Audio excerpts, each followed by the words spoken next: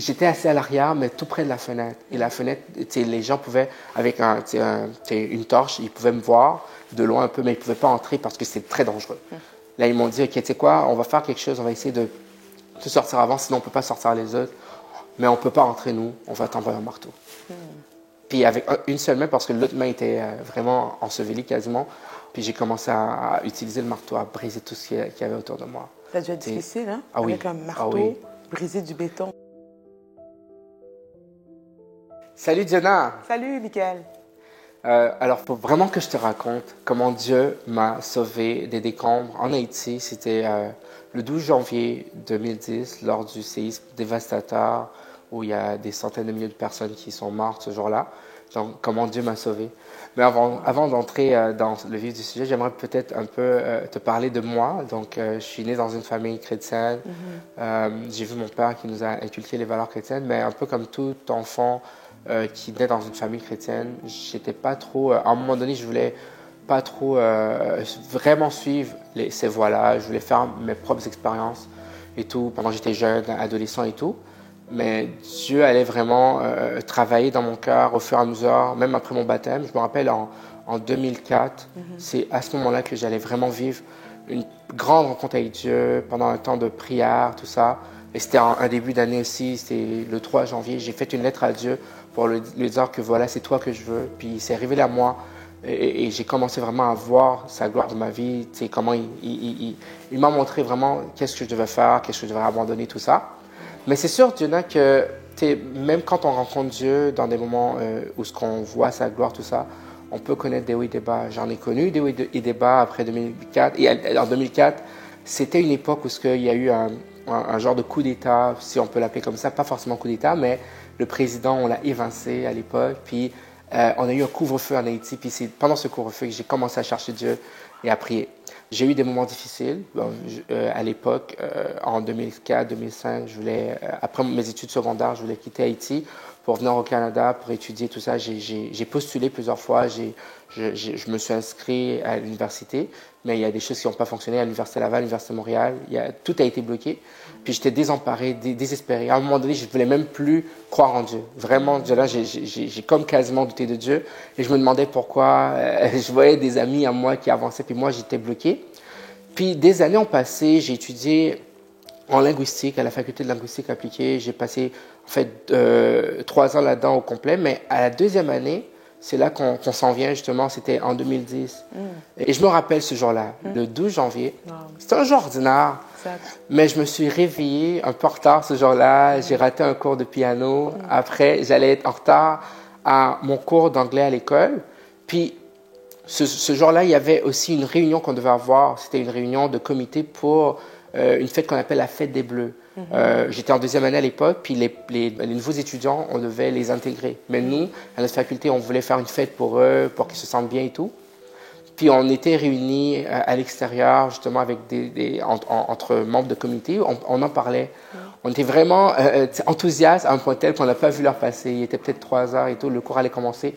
Puis quand on a terminé, je suis allé dans mon cours. C'était un cours de sémiotique, je me rappelle. Puis la salle était bondée, même vraiment pleine à craquer. Mais c'était vraiment une petite salle. Peut-être il y avait 50 étudiants là-dedans. Puis j'avais pas trouvé de place. J'ai dû m'asseoir à l'arrière complètement. Mais on va dire aussi que les gens étaient vraiment motivés parce que les examens approchaient. Et je me rappelle que j'écoutais le professeur, il parlait d'un joueur brésilien qu'on appelait Kaká, il faisait un jeu de mots avec. C'est un joueur vraiment qui faisait la pluie et le beau temps à l'époque. Puis quelques minutes après, il était presque 4h50, alors qu'on se préparait pour un autre cours, on a entendu un genre de bourdonnement. Vraiment un bruit sourd là. Puis on n'a pas compris ce qui s'est passé. Puis honnêtement, je me suis toujours souvenu de ça, c'est que la salle a commencé à bouger à droite et à gauche. On a bougé vraiment. Wow. Puis j'ai vu des amis à moi qui se sont rués vers la sortie, en courant tout ça, puis on ne savait même pas c'était quoi. Puis quelques secondes après, c'était le noir total. Et moi je pensais que c'était fini là, on était dans un autre monde et tout, parce qu'on ne savait plus c'était quoi. Mais on s'est senti vraiment tombé. Puis c'était un bâtiment de 3 étages à peu près. Puis tout s'est écroulé. Vous étiez au 3e étage? Je pense qu'on était au deuxième. Deuxième. Fait qu'au deuxième, puis justement, il y avait un autre étage sur notre tête, puis justement, tout s'est effondré, on était en dessous. Puis pendant plusieurs minutes, il y avait un silence vraiment, puis on ne savait pas qu'est-ce que c'était. C'était la noirceur.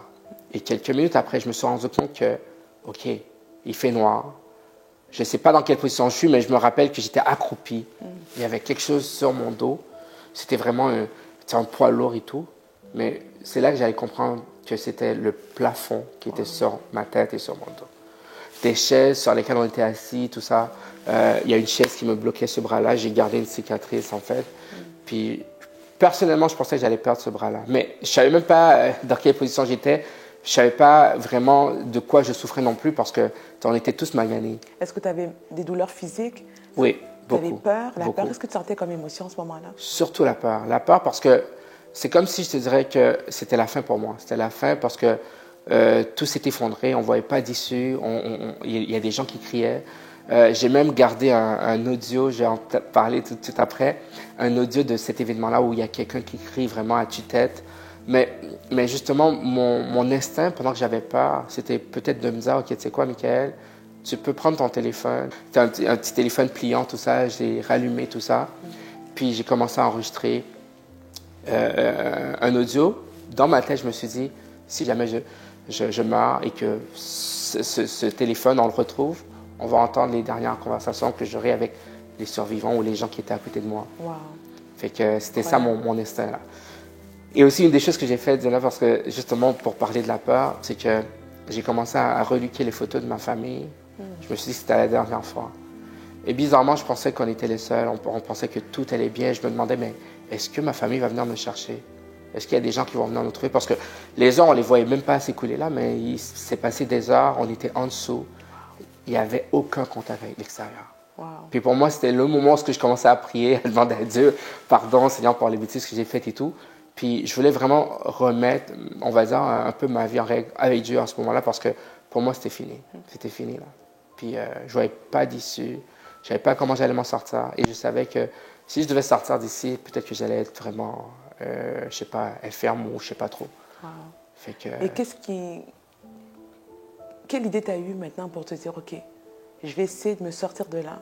En fait, je me suis remis en question. J'ai eu le temps de faire un genre de récap. J'ai vu le film de ma vie passée. Puis c'est là que je me suis rappelé quelque chose que Dieu m'avait dit une fois par la bouche d'une personne que lui, il a mandaté. C'était dans un temps de, je sais pas, prière et tout. Dans une église où on allait, à l'église où j'étais à l'époque, il y avait une madame qui était venue près de moi qui m'a dit, « Michael, voici ce que je vois que Dieu m'a montré pour toi. » Puis là, je me suis dit, mais non, est-ce que Dieu, il peut mentir? Est-ce que c'était de Dieu? Parce qu'à l'époque, justement, quand elle m'a dit ça, j'y croyais pas. J'ai dit, OK, ça viendra quand ça viendra. J'y croyais pas vraiment. Puis ce jour-là, Dieu m'a fait me rappeler, me souvenir de cette promesse-là, de cette parole-là qu'elle a dite sur moi. Okay. Puis qu'est-ce que Dieu allait faire pour moi plus tard. Puis là, j'ai dit, OK, Seigneur, si c'est toi qui l'as dit, tu vas le faire. Mais je ne voyais pas d'issue, je ne savais pas comment on allait sortir. Wow. Fait qu'on ne pouvait pas. Et honnêtement, à l'époque, je me rappelle que le moindre geste aurait pu être fatal parce que le plafond est sur notre tête. Fait qu'il y a des briques sur notre tête, sur mon dos, tout ça.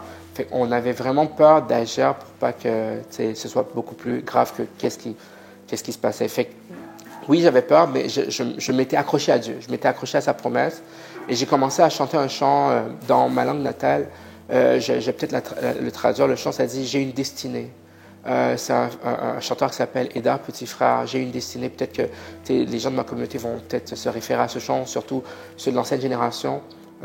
C'est comme ça m'a rappelé que j'avais une destinée, que j'avais plus le contrôle, mais Dieu avait le contrôle, que je pouvais plus vraiment rien faire là où j'étais. Et bizarrement, Diana, dans l'audio, je l'écoute encore parce que des fois, ça m'arrive de l'écouter quand je veux me rappeler les promesses de Dieu et tout. L'audio que j'ai enregistré en dessous des décombres, j'ai transféré sur Yahoo après. Je me rappelle, il y a une fille qui était à côté de moi. Il y a des gens qui criaient, tout ça. Puis la fille m'a dit, je m'en vais. J'ai dit, OK, tu sais quoi, on va prier, on va demander pardon à Dieu. Mais il sait pourquoi. Puis j'ai dit, on garde espoir. Peu importe qu'est-ce qu'il y a, peu importe la nuit noire, on espère encore. En d'autres mots, je disais à la fille, cessez d'espérer. C'est comme si on cessait de respirer. Vous te priez? Oui. On a des gens, je pense. Mon Dieu fidèle, il va changer. Il compte beaucoup.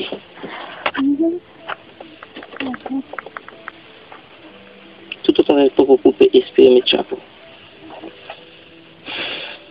Alors, il y a qu'à utiliser l'espoir. Puis ça m'a gardé en vie. Et je te raconterai comment je me suis sorti justement. C'est que quelques heures après, on a entendu des voix. Et les voix sont venues. Il y a une personne qui s'est présentée avec un groupe d'amis, c'est un monsieur. Et c'était quelqu'un, et c'est là que j'ai appris qu'il était le copain d'une amie à moi dans la classe. Mais on n'entendait plus la voix de cet ami-là. Puis je me rappelle que quand il venait, il disait, OK, est-ce qu'un tel est là, une telle est là, c'est pour elle que je suis venu, je veux la sortir d'ici. On s'est unis, c'est comme, je sais pas, un instinct grégaire, on s'est unis tous ensemble pour dire, oui, elle est là, on lui parle, elle est là, elle va bien. Puis on savait, on l'a pas entendu, on savait que si tu n'entends personne, là, si tu n'entends pas sa voix, peut-être que cette personne est morte. Puis on s'est dit, oui, mais pour que tu puisses la trouver, il faut nous sauver avant. L'instinct de survie C'est en ça, vous, c'est ça. a repris vie, là. C'est moi, puis en plus, bizarrement, peut-être que je l'ai dit au début, j'étais assis à l'arrière, mais tout près de la fenêtre. Et la fenêtre, les gens pouvaient, avec une torche, ils pouvaient me voir de loin un peu, mais ils ne pouvaient pas entrer parce que c'était très dangereux. Là, ils m'ont dit, OK, tu sais quoi, on va faire quelque chose, on va essayer de sortir avant, sinon on ne peut pas sortir les autres. Mais on ne peut pas entrer, nous, on va t'envoyer un marteau. Puis avec une seule main, parce que l'autre main était vraiment ensevelie quasiment. Puis j'ai commencé à utiliser le marteau, à briser tout ce qu'il y avait autour de moi. Ça a dû être difficile, hein? Ah oui. Avec un marteau, Ah oui. briser du béton. Puis mes pieds en califourchon, j'étais dans une position innommable. Puis commençais à briser, puis je voyais rien. Je voyais rien. Et j'avais vraiment peur. Je pense que j'étais blessé aussi à la tête. Après, j'ai vu ça. Mais parce que justement, il y avait des blocs de ciment sur ma tête. Fait que j'ai commencé à frapper fort et tout. Puis, à un moment donné, j'ai dit au gars qui était là, gars, je ne sais pas comment je vais faire pour mon bras parce qu'il est coincé. Fait est-ce que je le retire moi-même ou pas?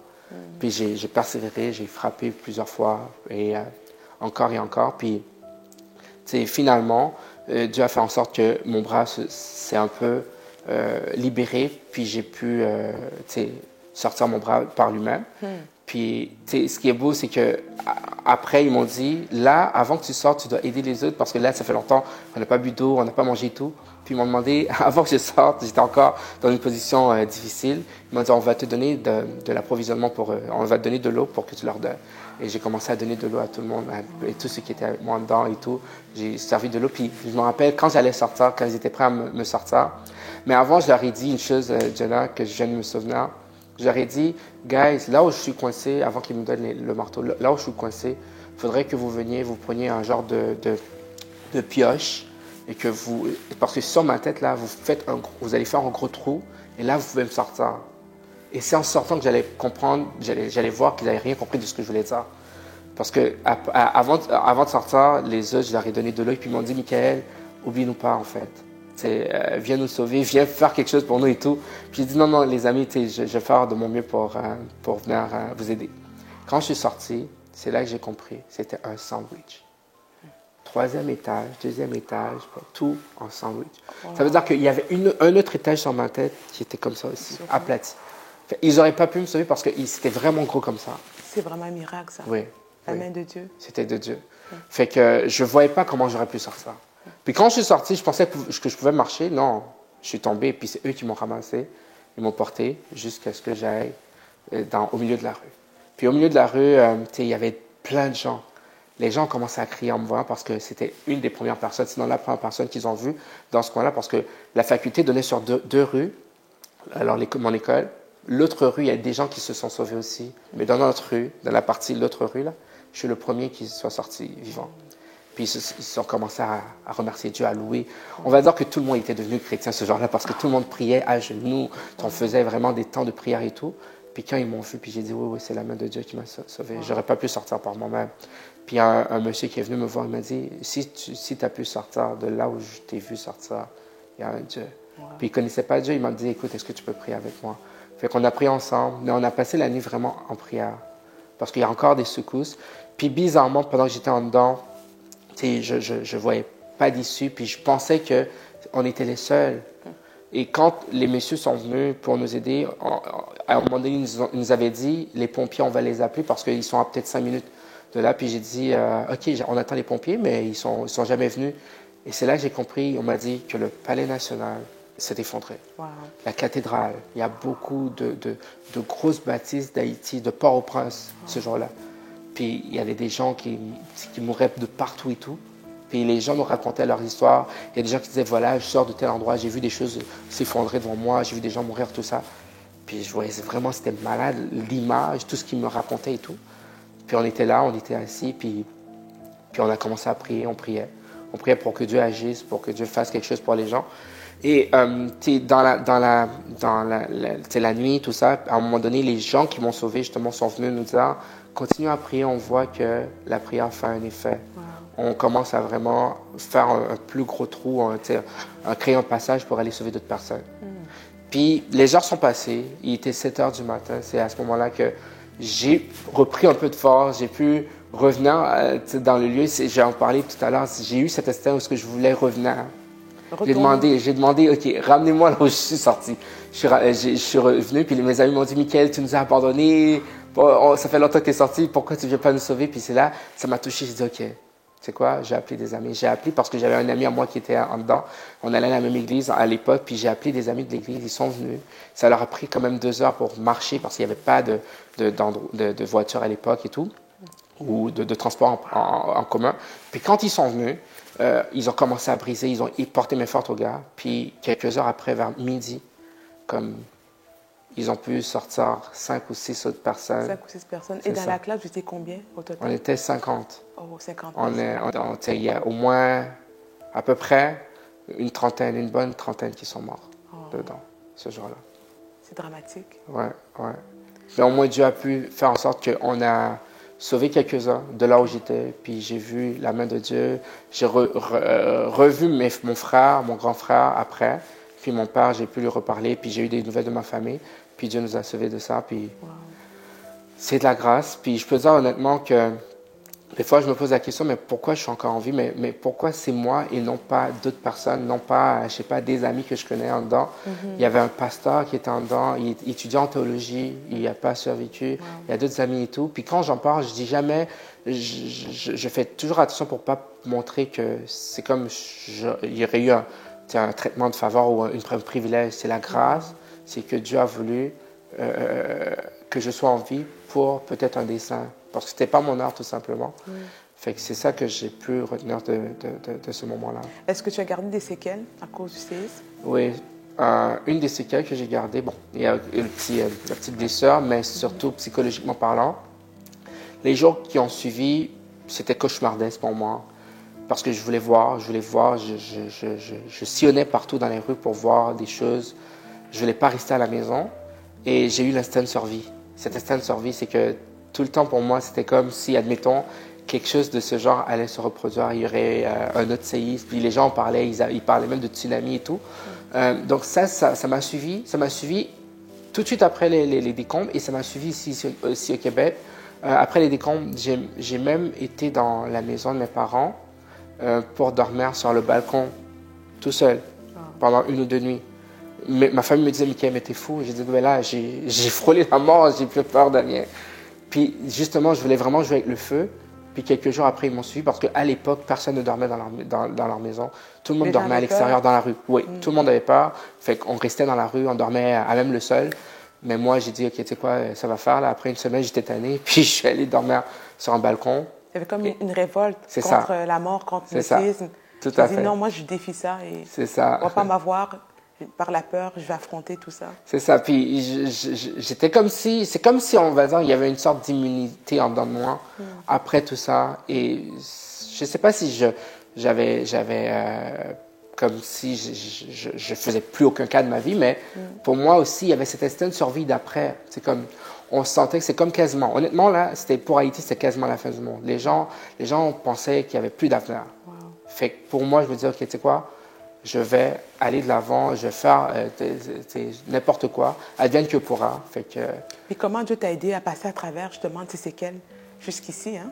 Parce que plusieurs années se sont écoulées là. Ouais. Tu es venu au Canada, tu t'es marié, tu as fait tes études en théologie, Tu as des enfants maintenant. Comment Dieu t'a aidé vraiment à passer au travers ces séquelles? Comment tu vis ça aujourd'hui? Je peux dire qu'une des choses que Dieu a faites, il m'a fait rappeler que c'est lui qui a le contrôle. C'est lui qui gouverne parce qu'au début, je disais que je voulais donner une direction à ma vie. Je voulais faire telle affaire, je voulais étudier dans tel domaine, je voulais aller dans tel endroit et tout. Puis toutes mes tentatives de réussite se sont soldées par un échec. Ou tout ce que je voulais pour ma vie. Puis à un moment où je m'attendais le moins, c'est là que Dieu a intervenu. Et bizarrement, il a utilisé aussi le séisme pour justement que je sois ici au Canada, au Québec, depuis déjà 13 ans. Et ça fait 14 ans justement que j'ai failli mourir ce soir-là. Mais Dieu m'a appris à compter sur lui. Et les moments difficiles que j'ai vécus après, je me suis toujours rappelé, écoute Michael, tu as vécu pire que ça. Tu es passé au travers de ça, tu n'étais pas censé vivre. Tu as vu la mort en face ce soir-là. Fait que toutes les situations de mort ou toutes les situations d'incertitude et de difficulté auxquelles j'ai pu faire face, je me suis dit non, non, Dieu a été bon vers moi et je sais qu'il est en contrôle.